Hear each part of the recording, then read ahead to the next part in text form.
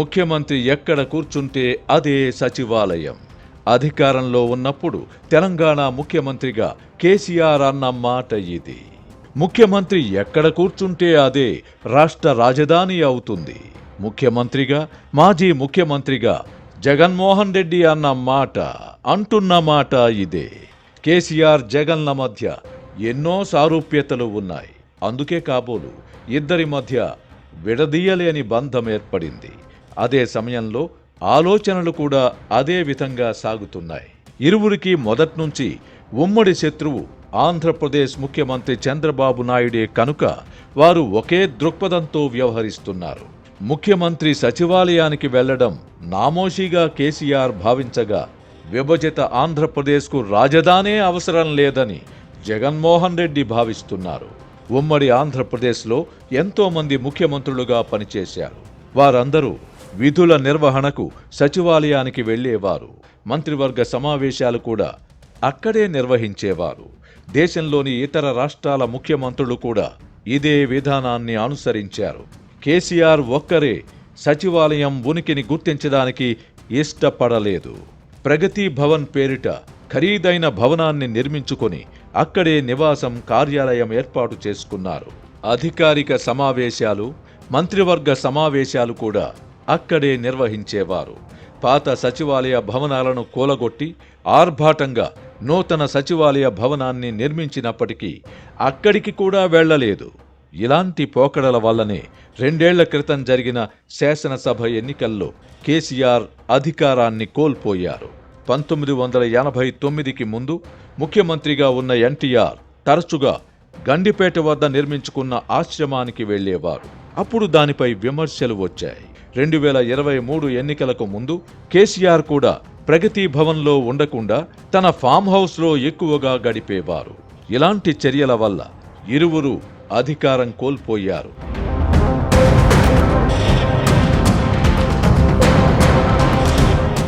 ఇప్పుడు జగన్ రెడ్డి విషయానికొద్దాం. ఏ రాష్ట్రానికైనా రాజధాని అవసరమా? రాజధాని అన్న పదం రాజ్యాంగంలో ఎక్కడుంది అని ఆయన తాజాగా ప్రశ్నిస్తున్నారు. అమరావతిని సోకాల్డ్ రాజధాని అని ఎద్దేవా చేశారు. విజయవాడ, గుంటూరు మధ్య కాకుండా రివర్ బేసిన్లో రాజధానిని నిర్మించడమేమిటని ప్రశ్నించారు. రాజ్యాంగంలో రాజధాని అన్న పదం ఉందా లేదా అన్న విషయం పక్కన పెడితే, ఆంధ్రప్రదేశ్ పునర్విభజన చట్టంలో రాజధాని అన్న పదం ఉంది కదా. ప్రపంచంలో రాజధాని లేని దేశం ఏదైనా ఉందా? మన దేశంలో రాజధాని లేని రాష్ట్రం ఏదైనా ఉందా? ఛత్తీస్గఢ్, జార్ఖండ్, ఉత్తరాఖండ్ వంటి కొత్తగా ఏర్పడిన రాష్ట్రాలకు కూడా రాజధానులు ఉన్నాయి కదా. ఆంధ్రప్రదేశ్కు మాత్రమే రాజధాని అవసరం లేదని జగన్ రెడ్డి ఎందుకు భావిస్తున్నారో తెలియదు. అధికారంలో ఉన్నప్పుడు 3 రాజధానులు అని ప్రకటించారు. అది కార్యరూపం దాల్చకముందే అధికారం కోల్పోయారు. తమ పార్టీ విధానం 3 రాజధానులు అని ప్రకటించడంలో తప్పు లేదు. 2019కి ముందు అసెంబ్లీ సాక్షిగా తాను కూడా బలపరిచిన అమరావతిపై ఆయనకు అంత ద్వేషం, పగ, అసూయ ఎందుకో అన్నదే అంతు చెక్కని ప్రశ్న. రాజధాని అమరావతిపై తన మనసులోని ద్వేషాన్ని ఆయన గురువారం నాడు మరోమారు వెళ్లగక్కారు. ఆంధ్రప్రదేశ్కు అమరావతిని రాజధానిగా ప్రకటిస్తూ కేంద్ర ప్రభుత్వం పార్లమెంట్లో బిల్లు పెట్టబోతోందన్న వార్తలు వస్తున్నాయి. బహుశా ఈ కారణంగా సదరు బిల్లును అడ్డుకోవడానికి సందర్భం కాకపోయినా జగన్ రెడ్డి అమరావతిని వ్యతిరేకిస్తూ మాట్లాడి ఉండవచ్చు. రాష్ట్రం విడిపోయి 11.5 సంవత్సరాలయ్యింది. ఇప్పటికీ రాజధాని విషయమై వివాదం కొనసాగడాన్ని మించిన విషాదమేముంటుంది? రివర్ బేసిన్లో అంటే నదీ పరివాహక ప్రాంతంలో రాజధానిని నిర్మించడమేమిటి అని జగన్ రెడ్డి తాజాగా ప్రశ్నిస్తున్నారు.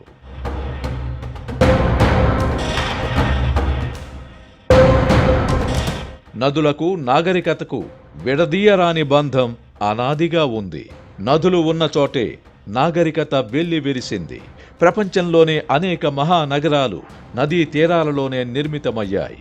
అనేక నగరాల మధ్య నుంచి నదులు ప్రవహిస్తున్నాయి.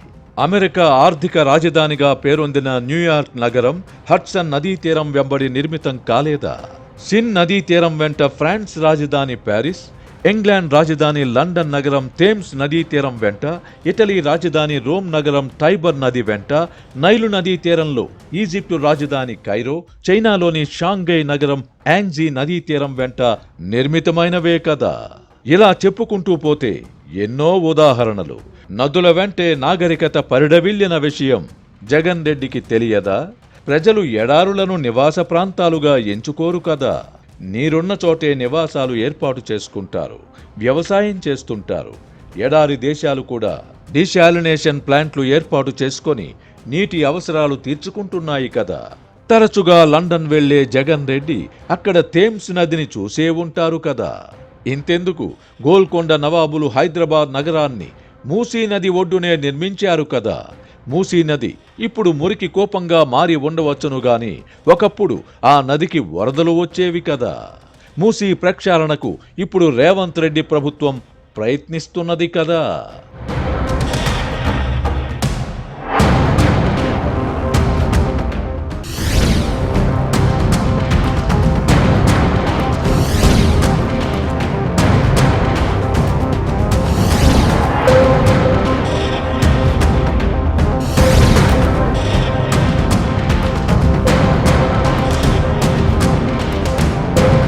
అమరావతి గురించి ఇప్పుడు అవాకులు చవాకులు పేలుతున్న జగన్ రెడ్డి 2019కి ముందు ఏం చెప్పారో ఒక్కసారి గుర్తు చేసుకుందాం. తాగునీటి అవసరాలు తీరడానికి రాజధాని నదీ తీరంలో నిర్మించాలని చెప్పలేదా?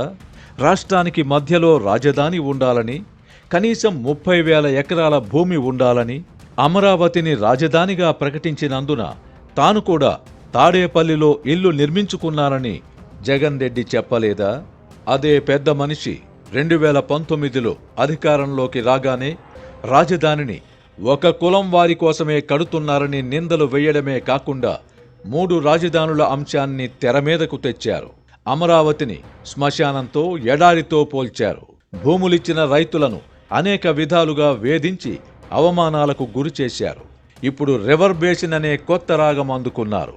అమరావతి విషయంలో ఆయన బాధేమిటో తెలియదు. అమరావతి ప్రాంతంలో ఇప్పుడు ఒక్క కులానికి చెందిన వారే ఎక్కువగా ఉన్నారని అనుకుందాం. అక్కడ రాజధాని ఏర్పడితే ఇప్పుడు హైదరాబాద్లో వలె దేశంలోని వివిధ ప్రాంతాలకు చెందిన వారు ఉద్యోగాలు, వ్యాపారాల కోసం వచ్చి స్థిరపడిపోతారు. అప్పుడు భూమిపుత్రులు మైనారిటీలైపోతారు. భూమి కూడా చేతులు మారుతుంది. ఒకప్పుడు హైదరాబాద్లో అధిక శాతం భూమి ముస్లిముల అధీనంలో ఉండేది. హైదరాబాద్ విస్తరణతో పాటు భూమి కూడా చేతులు మారింది. ఇంకా చెప్పాలంటే హైదరాబాద్లోని భూమిపుత్రులు అస్తిత్వం కోసం పోరాడాల్సిన పరిస్థితి. ఇతర ప్రాంతాల నుంచి వచ్చిన వారే ధనికులయ్యారు. ముస్లిములు సంఖ్యాపరంగా గణనీయంగా ఉన్నప్పటికీ సామాజికంగా, ఆర్థికంగా వెనుకబడిపోయారు. ఇప్పుడు హైదరాబాద్ అసలు సిసలైన కాస్మోపాలిటన్ నగరం.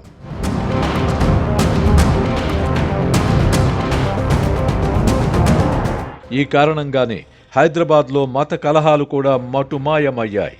హైదరాబాద్కు ఇప్పుడున్న విశిష్టత దక్షిణాదిన మరే నగరానికి లేదు.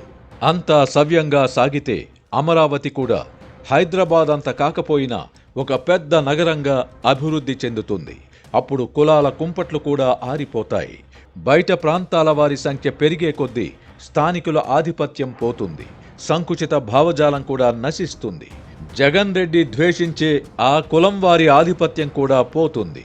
అభివృద్ధితో పాటు సామాజికంగా వచ్చే మార్పులేమిటో జగన్ రెడ్డికి తెలియవా? అయినా 5 ఏళ్ల పాటు ముఖ్యమంత్రిగా పనిచేసిన వ్యక్తి ఇంత సంకుచితంగా ఎలా వ్యవహరించగలరు అన్నది $1 మిలియన్ ప్రశ్నగా ఉంటోంది. స్థానిక విలేకరులతో మాట్లాడిన తరువాత జగన్ రెడ్డి జాతీయ మీడియా ప్రతినిధులతో ఆంగ్లంలో మాట్లాడారు. అంటే తాను అమరావతిని రాజధానిగా వ్యతిరేకిస్తున్నానని ఢిల్లీ స్థాయిలో చెప్పాలన్నది ఆయన ఉద్దేశం. రివర్ బేసిన్లో రాజధాని నిర్మించకుండా అవసరమైతే సుప్రీంకోర్టు జోక్యం చేసుకోవాలని కూడా ఆయన అన్నారు. దీన్ని బట్టి అమరావతి నిర్మాణాన్ని ఏదో ఒక విధంగా అడ్డుకోవాలన్న కృత నిశ్చయంతో ఆయన ఉన్నట్టు అర్థమవుతోంది. అసూయ, ద్వేషాలు ఎంతటి వారినైనా దహించి వేస్తాయి. బహిరంగంగా చెప్పుకోలేని కారణాలతో జగన్ రెడ్డి అంతర్గతంగా దహించుకుపోతున్నారు. అందుకే రాష్ట్ర శాశ్వత రాజధానిగా అమరావతిని ప్రకటించకుండా అడ్డుకునే ప్రయత్నాలకు తెరలేపారు. అందులో భాగంగానే రివర్ బేసిన్ అనే వాదాన్ని తెర మీదకు తెచ్చారు. తమాషా ఏమిటంటే రాజధాని అమరావతిపై జగన్ రెడ్డి నోటి వెంట వెలువడిన విష గుళికలు ఆయన సొంత మీడియాలో ఎక్కడా కనిపించలేదు. వింతల్లోకెల్లా వింత ఇది.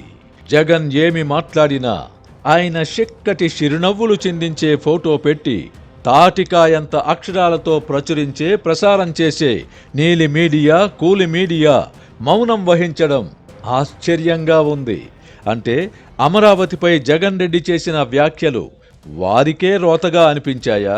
జగన్ రెడ్డి తొందరపడి నోరు జారారని భావించారా? లేక ఆయన వ్యాఖ్యల వల్ల రాజకీయంగా నష్టం జరుగుతుందని భావించారా?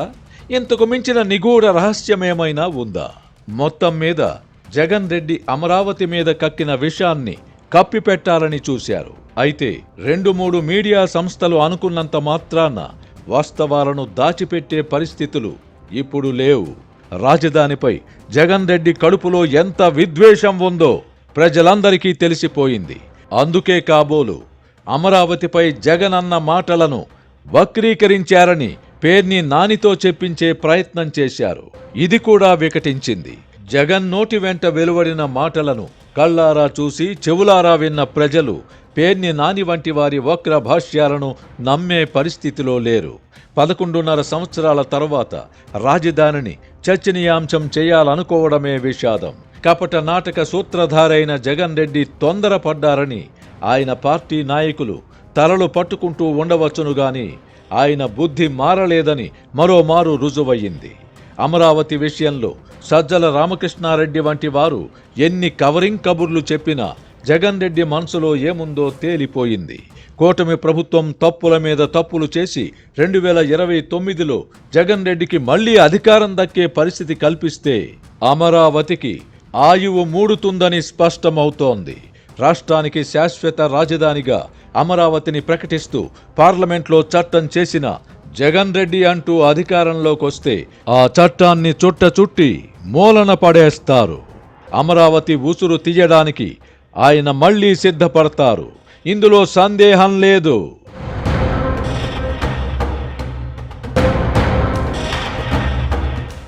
ఇప్పుడు షాద్నగర్ వైపు ఉన్న స్వర్గసీమ వెంచర్ లో ప్లాట్ల పండగ వచ్చింది. నూతన వెంచర్ అమేయ రూపంలో అప్రూవ్డ్ ప్లాట్లు, resort facility, reasonable price. Swargaseema వారి నూతన వెంచర్ అమేయ.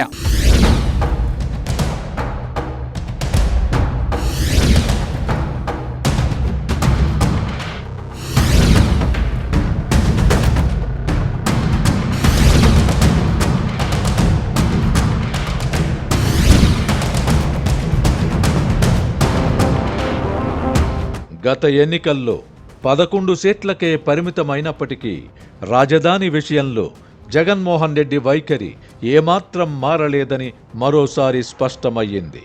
రాజకీయంగా నష్టం జరుగుతుందని పార్టీ నాయకులు ఆయన మాటలకు ప్రచారం కల్పించకుండా నీలి కూలి మీడియాను కట్టడి చేసి ఉంటే చేసి ఉండొచ్చు. అధికారం అంటూ వస్తే జగన్ రెడ్డి మనసు మార్చగలరా? భాష ఒక్కసారి చెబితే 100 సార్లు చెప్పినట్టు అన్న సినిమా డైలాగు మాదిరిగా జగన్ రెడ్డి ఒకసారి అనుకుంటే దానికి తిరుగుండదని ఆ పార్టీ వారే చెబుతారు.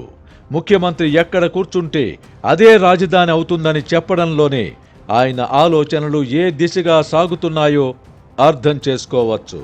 వివిధ దేశాలను పాలించిన అధ్యక్షులు, ప్రధానులకు బుద్ధి జ్ఞానం లేనందునే వారు రాజధానులను నిర్మించారనుకోవాలా? ఇప్పటి వరకు ముఖ్యమంత్రులుగా పనిచేసిన వారికి కూడా ఇంగితం లేనందునే రాజధానులను నిర్మించారా? అభివృద్ధి చేశారా? రాచరిక వ్యవస్థలో కూడా రాజధానులు ఉన్నాయి కదా. రాజులు ఎవరు అంతఃపురాలకే పరిమితమై పాలించలేదు కదా. పాలనా వ్యవహారాల పర్యవేక్షణతో పాటు ప్రజా సమస్యల పరిష్కారానికి దర్బారు హాళ్లకు వచ్చేవారు కదా. రాజధాని అవసరమే లేదని చెబుతున్న జగన్ రెడ్డి ముఖ్యమంత్రి చంద్రబాబుకు బుద్ధి జ్ఞానం లేవని అనడం అంటే అంతకు మించిన తెంపరితనం ఉంటుందా? ఆంధ్రప్రదేశ్ ప్రజలంటే ఆయనకు ఎంత చులకన భావం ఉందో రాజధానిపై ఆయనన్న మాటలతో స్పష్టమవుతోంది. అమరావతిని అద్భుతమైన నగరంగా నిర్మించాలని ముఖ్యమంత్రి చంద్రబాబు కలలు కంటున్నారు. మయసభను నిర్మించిన విశ్వకర్మగా పేరొందాలని ఆయన భావిస్తూ ఉండవచ్చు. అదే సమయంలో అమరావతి ఆయువు తీయడం కోసం ఆ అవకాశం కోసం జగన్ రెడ్డి ఎదురు చూస్తున్నారు. ఈ ఇరువురిలో ఎవరు విజయం సాధిస్తారు అన్నది కాలమే నిర్ణయిస్తుంది. ఇప్పుడు చంద్రబాబు అధికారంలో ఉన్నారు. ఆయన అధికారానికి ఇంకో 3.5 ఏళ్ల వ్యవధి ఉంది. ఇప్పుడు జగన్ రెడ్డి ఆంతర్యం బయటపడింది కనుక అమరావతి ఆయువు అర్ధాంతరంగా ముగియకూడదు అంటే కూటమి ప్రభుత్వంపై గురుతర బాధ్యత ఉంది. ఒట్టి మాటలు కట్టిపెట్టి గట్టిమేలు తల పెట్టబోయి అన్న గురుజాడ మాటలను గుర్తుకు తెచ్చుకొని కూటమి ప్రభుత్వం అమరావతిలో నిర్మాణాల వేగాన్ని పెంచాలి. వీలైనంత త్వరగా రాజధానిలో పౌర సౌకర్యాలు కల్పించడంతో పాటు నిర్మాణాలను పూర్తి చెయ్యాలి. అమరావతిని ఆవాసయోగ్యంగా మార్చగలిగితే ఎవరు అధికారంలో ఉన్నా అభివృద్ధి దానంతటా అదే జరుగుతుంది. ప్రభుత్వ భవనాల నిర్మాణం పూర్తి చేయడం ఎంత ముఖ్యమో ఇళ్ల నిర్మాణం జరగడం కూడా అంతే ముఖ్యం. రాజధాని అంటే కార్యాలయాలు మాత్రమే కాదు, ప్రజలతో కళకళలాడాలి. ఇందుకోసం ఇళ్ల నిర్మాణాలను ప్రోత్సహించాలి. ఆవాస ప్రాంతాలలో పౌర సౌకర్యాల కల్పనకు ప్రాముఖ్యతనివ్వాలి. ఉపాధి అవకాశాలను మెరుగుపరచాలి. అప్పుడే జనసాంద్రత పెరుగుతుంది. జగన్ రెడ్డి మళ్లీ అధికారంలోకంటూ వస్తే అమరావతి మళ్లీ కళ తప్పడం ఖాయం కనుక అటువంటి పరిస్థితి ఏర్పడకుండా తగు జాగ్రత్తలు తీసుకోవాల్సిన బాధ్యత కూటమి ప్రభుత్వంపైనే ఉంది. ఒక్క మాటలో చెప్పాలంటే జగన్ రెడ్డి వంటి వారు అధికారంలోకొచ్చిన అమరావతిని రాజధానిగా కొనసాగించాల్సిన అనివార్యతను కల్పించాలి. కేవలం చట్టం చేసినంత మాత్రాన్న ముప్పు తొలగిపోదు. మారీచులు, సబాహులు ఏ కాలంలోనైనా ఉంటారు. ఇది ప్రజాస్వామ్య యుగం కనుక ప్రజలను అర్ధసత్యాలు, అసత్యాలతో మభ్యపెట్టవచ్చు. దుష్ప్రచారాలతో తప్పుదారి పట్టించవచ్చు. ఆంధ్రప్రదేశ్ సమాజంలో విద్వేషాలు రగిలించడానికి పెద్దగా శ్రమపడాల్సిన అవసరం లేదు. తెలంగాణ, ఆంధ్రప్రదేశ్ మధ్య ప్రస్తుతం నడుస్తున్న జల వివాదమే తీసుకుందాం. రాయలసీమ ఎత్తిపోతల పథకం ప్రారంభమైనది జగన్ రెడ్డి హయాంలోనే అన్నది ఎంత నిజమో, ఆగిపోయింది కూడా ఆయన హయాంలోనే అన్నది అంతే నిజం. అయినా ఈ పథకాన్ని చంద్రబాబు అధికారంలోకి వచ్చాక ఆపేశారని ఏమాత్రం వెరపలేకుండా జగన్ రెడ్డి గురువారం నాడు ఆరోపించారు. జగన్ రోత మీడియాలో ఆంధ్రప్రదేశ్ ద్రోహిగా చంద్రబాబును చిత్రీకరిస్తుండగా తెలంగాణలో మాజీ ముఖ్యమంత్రి కేసీఆర్ సొంత మీడియాలో చంద్రబాబును నీటి దొంగగా, తెలంగాణ ద్రోహిగా చిత్రీకరిస్తున్నారు. ఆంధ్రప్రదేశ్కు అక్రమంగా నీటిని తరలించుకుపోవడం ద్వారా చంద్రబాబు తెలంగాణకు ద్రోహం చేస్తున్నారని తాటికాయంత అక్షరాలతో ప్రచురిస్తున్నారు. ఈ ఇరువురు నాయకుల సొంత మీడియాలో చేస్తున్న ప్రచారంలో ఏది నిజం? ప్రజలు ఎవరు చెప్పేదాన్ని నమ్మాలి?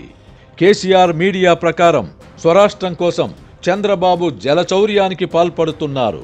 జగన్ మీడియా ప్రకారం ఆంధ్రప్రదేశ్కు ద్రోహం చేస్తూ తెలంగాణకు చంద్రబాబు మేలు చేస్తున్నారు. తమ రాజకీయ ప్రయోజనాల కోసమే వారు అలాంటి కథనాలను వండి వారుస్తున్నారన్నది ప్రజలు అర్థం చేసుకోలేకపోతే పరిస్థితి ఏమిటి? బెంగళూరు హైవేలో రీజనల్ రింగ్ రోడ్డుకు దగ్గరగా షాద్ నగర్ వైపు ఉన్న మన స్వర్గసీమ వెంచర్ లో ప్లాట్ల పండగొచ్చింది. నూతన వెంచర్ అమేయాతో స్వర్గసీమ వారి నూతన వెంచర్ అమేయ. నీళ్ల పంచాయతీ అన్నది సున్నితమైన అంశం. చంద్రబాబు అయినా, రేవంత్ రెడ్డి అయినా, ఆ మాటకొస్తే కేసీఆర్, జగన్ రెడ్డి కూడా తమ స్వరాష్ట్రాల ప్రయోజనాలకు విరుద్ధంగా వ్యవహరించలేరు. ఎంతటి జటిలమైన సమస్యనైనా చర్చల ద్వారా పరిష్కరించుకోవచ్చు. జల వివాదాలపై తెలంగాణ సీఎం రేవంత్ రెడ్డి, ఆంధ్రప్రదేశ్ సీఎం చంద్రబాబు నాయుడు శుక్రవారం నాడు చేసిన ప్రకటనలు హుందాగా ఉన్నాయి. వివాదం పరిష్కారం కాకూడదన్న కోరిక కేసీఆర్, జగన్ రెడ్డిలకు ఉండవచ్చును గాని వారికి ఆ అవకాశం ఇవ్వకుండా బాధ్యతగా, సంయమనంతో వ్యవహరించవలసిన బాధ్యత చంద్రబాబు, రేవంత్ పై ఉంది. లేని వివాదాలు తెరమీదకు వస్తున్నాయి. ఎన్నికలు సమీపించే కొద్దీ ఇలాంటి వివాదాలు మరికొన్నింటిని తెరమీదకు తెస్తారు. ఎవరి రాజకీయం వారిది. సున్నితమైన అంశాలలో ప్రజలను రెచ్చగొట్టే ప్రయత్నాలు జరుగుతూనే ఉంటాయి. ప్రజల్లో భావోద్వేగాలను రెచ్చగొట్టగలిగినప్పుడే కదా రాజకీయ నాయకులు తమ పబ్బం గడుపుకోగలిగేది. తెలంగాణ ప్రజలు నీళ్లతో త్వరగా కనెక్ట్ అవుతారు. అందుకే కేసీఆర్ అండ్ కో జల వివాదాన్ని తెరమీదకు తెచ్చారు. ఆంధ్రప్రదేశ్ ప్రజలను కులాల వారీగా విభజించడం తేలిక కనుక జగన్ రెడ్డి మళ్లీ అమరావతిపై నోరు పారేసుకున్నారు. పనిలో పనిగా రాయలసీమ ప్రజలను రెచ్చగొట్టడానికి తన హయాంలో నిలిచిపోయిన రాయలసీమ ఎత్తిపోతల పథకాన్ని చంద్రబాబు ఆపారని ప్రచారం చేస్తున్నారు. ఎప్పుడో నిలిచిపోయిన ఈ పథకం గురించి కేసీఆర్ అండ్ కో ఇప్పుడు పెడబొబ్బలు పెడుతున్నారు. తెలంగాణకు అన్యాయం జరుగుతోందని కేసీఆర్ అండ్ కో విమర్శించడం మొదలు పెట్టగానే ఆంధ్రప్రదేశ్కు అన్యాయం జరుగుతోందని జగన్ అండ్ కో అందుకుంటారు. ఏకకాలంలో 2 రాష్ట్రాలకు అన్యాయం ఎలా జరుగుతుంది? అలా అయితే లాభపడుతోంది ఎవరు? ఇదంతా గమనిస్తే వారెవ్వా ఏమి రాజకీయం అని అనిపిస్తుండవచ్చును గాని తెలుగునాట రాజకీయాలు మున్ముందు మరింత వికృతంగా మారవచ్చు. తస్మాత్ జాగ్రత్త. పెట్టుబడులు పెట్టేవారిని చంద్రబాబు నాయుడు ఏ స్థాయిలో ఆదరించి గౌరవిస్తారో అందరికీ తెలిసిందే. ఈ విషయంలో చంద్రబాబును ఆయనను తీవ్రంగా వ్యతిరేకించేవారు కూడా విమర్శించలేరు. కానీ జగన్ రెడ్డి మాత్రం చంద్రబాబు పారిశ్రామికవేత్తలను పారిపోయేలా భయపెడుతున్నారని అభాండాలు వేశారు. దీన్ని బట్టి కూటమి ప్రభుత్వంపై మున్ముందు ఏ స్థాయిలో దుష్ప్రచారం చేయబోతున్నారో అర్థం చేసుకోవచ్చు. ఈ క్రమంలో అమరావతిపై జగన్ అన్న మాటలు శాంపిల్ మాత్రమే. అయితే ప్రజల విజ్ఞతను తక్కువ అంచనా వేయకూడదని ఉభయ తెలుగు రాష్ట్రాలలో గత శాసనసభ ఎన్నికలు రుజువు చేశాయి. ప్రస్తుతానికి ఇదే ఉపశమనం. సంఘం శరణం గచ్చామి అని బుద్ధుని బోధనలను గుర్తు చేసుకుందాం.